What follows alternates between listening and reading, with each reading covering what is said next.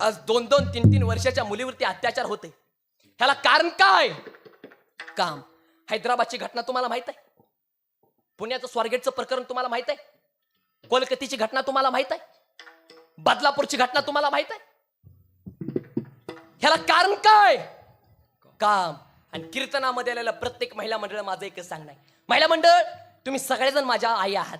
मी तुमचं लिकरू आहे. तुमचं लिकरू पंढरपूरहून इथं आले. महिला मंडळ हे लेकरच फक्त 2-3 वाक्य ऐकणार महिला मंडळ? ओ महिला मंडळ ऐकणार काय? महिला मंडळ तुम्ही तुमच्या मुलीला सांगता, तायडे असे कपडे घाल, तसे कपडे घाल. सांगताना महिला मंडळ सांगा. महिला मंडळ एक वाक्य सांगू का? मुलीच्या अंगावरती 5,000चे कपडे असावे, पण हिंदू संस्कृतीला शोभतील असे असावे. आणि महिला मंडळ तुम्ही तुमच्या मुलीला सांगता असे कपडे घाल, सांगा काळाची गरज आहे. पण महिला मंडळ कधी कधी तुम्ही तुमच्या मुलाला सुद्धा सांगा, दाद्या समाजामध्ये चालला ना, प्रत्येक मुलीला तू तुझी ताई समज. असं जर तुम्ही सांगितलं तर महाराष्ट्रातली 90% गुन्हेगारी जाग्याला थांबल्याशिवाय राहणार नाही. काय मत आहे तेवढं मला सांगा. हा, आणि नाहीतर महाराज असा काळ आला, लाज वाटते कीर्तनातून सांगायला, लाज. दादा बापानं मुलीला लहानाचं मोठं केलं. महाराज बघता बघता मुलगी मोठी झाली. मुली कॉलेजला जाऊ लागली. आणि एक दिवस असा आला, मुली कॉलेजला गेली, मुलगी महागारी आली नाही. आईने फोन केला, आपली मुलगी आली नाही. बाप म्हणलं टेन्शन घेऊ नका, आपली मुलगी येईल महागारी. बघता बघता संध्याकाळच्या 8 वाजतात, 9 वाजतात. 9 मुलीचं कुठं पत्त्या नसतो. बाप पोलीस स्टेशन मध्ये जातो. महाराज अरे वाघासारखा बाप पोलिसासमोर डसा डसा रडला रे, डसा डसा रडला. अरे अडचण आल्यावर तो लढला, पण कधी रडला नाही. तो बाप म्हणू लागला, साहेब काय पण करा, पण माझ्या मुलीला वाचवा. साहेब म्हणला, टेन्शन घेऊ नका, तुमच्या मुलीला शोधेन. काहीशे दिवस निघून जातात आणि पोलीस स्टेशनमधून फोन येतो, अहो लवकर या, तुमची मुलगी सापडली. मुलीची आई, मुलीचा भाऊ, मुलीचा बाप तिघजण जातात, पोलीस स्टेशनमध्ये जातात. आणि बघताय तर काय, तिथं मुलगी उभी असते. आणि ती मुलगी एकटी उभी नसते, तर त्या मुलीच्या शेजारी तिचा प्रियकर उभा असतो. त्यावेळेस बाप म्हणतो, तायडे चूक केली आहे तायडे, पण असू दे तायडे, तुझी चूक आता माफ करतो, चल आपल्या घरी. त्यावेळेस तो पोलीस काय म्हणतो माहितीये का, तुमच्या अंगावरती शारे आल्याशिवाय राहणार नाही. तो पोलीस म्हणतो, अहो माफ करा, तुम्ही तुमच्या मुलीला घरी घेऊन जाऊ शकत नाही. उलट तुमच्या मुलीने आमच्याकडे अशी तक्रार केली आहे की मला आणि माझ्या प्रियकराला माझ्या भावापासून आणि माझ्या बापापासून धोका आहे.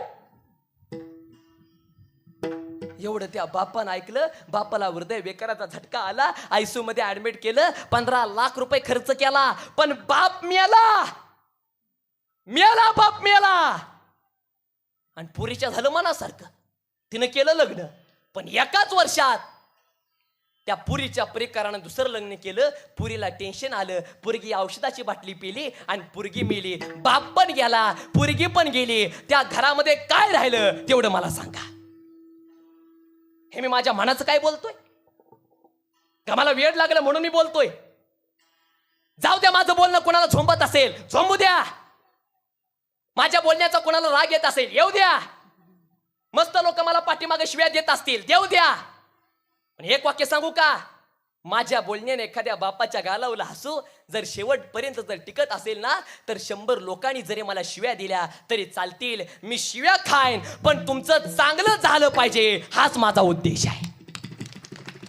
आणि कीर्तनामध्ये आलेल्या प्रत्येक ताईला माझं एकच सांगणं आहे, पुरीनो तुम्ही सगळेजण, पुरीनो तुम्ही माझ्या मोठ्या बहिणी आहात, मी तुमचा लहान भाव आहे. हे भावाचं फक्त 2-3 वाक्य ऐकणार. पुरीनो पुरीनो तुम्ही एक वेळा अभ्यास कमी करा, तुम्ही शाळा कमी शिका. पुरीनो तुम्ही निवांत बसा. पुरीनो पण पुरीनो तुमचा बाप आहे ना, पुरीनो तुमचा बाप वाघ आहे, वाघ. पुरीनो तुमचा बापाचं बनेल फाटले, फाटू द्या. चप्पल तुटली आहे, तुटू द्या. कर्ज आहे, असू द्या. सावकार सारखा दारामध्ये येतोय, येऊ द्या. बँकेची सारखी नोटीस येते, येऊ द्या. अडचणी आहे, येऊ द्या. पण पुरीनो तुमच्या बापानं त्याचं सगळं विकलंय पुरीनो, पण तुमच्या बापानं त्यानं कधी त्याचा स्वाभिमान कधी विकला नाही.